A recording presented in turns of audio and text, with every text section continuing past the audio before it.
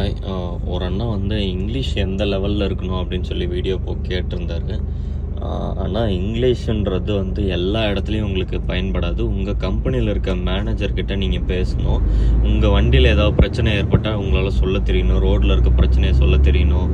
நீங்கள் ஒரு நார்மலாக ஒரு கடைக்கு போகிறீங்க, அந்த கடையில் வந்து உங்களுக்கு தேவையான பொருட்களை கேட்டு வாங்கணும். அந்த அளவுக்கு உங்கள் மெக்கானிக்கிட்ட பேசணும். லோடு ஏற்ற போகிற இடத்துல அவன் என்ன சொல்கிறான்றது உங்களுக்கு புரியணும். அப்படின்ற அளவுக்கு உங்களுக்கு இங்கிலீஷ் தெரிஞ்சால் போதும். நிறைய இடத்துல நிறைய பேருக்கு இங்கிலீஷும் தெரியாது. நம்ம டிரான்ஸ்லேட்டரை போட்டு அவங்கக்கிட்ட அவங்களோட சொந்த மொழியில் தான் பேசணும். உதாரணத்துக்கு இப்போ ஃப்ரான்ஸில் இருக்கோம்னா ஃப்ரெஞ்சில் பேசணும், ஜெர்மனியில் இருக்கோம்னா ஜெர்மனியில் பேசணும். அந்த மாதிரி ஒவ்வொரு நாட்டுக்கும் போகும்போது அந்தந்த நாட்டோட மொழியில் நம்ம பேச வேண்டியது இருக்கும். சில இடத்துல மொழியே தேவையில்லை, சைகையே மொழியாக மாறிடும். அவங்க சொல்கிற அந்த சுச்சுவேஷனில் நம்மக்கிட்ட என்ன சொல்லுவாங்க அப்படின்றது நமக்கு புரிய வந்துடும். அதுவே போதுமானது.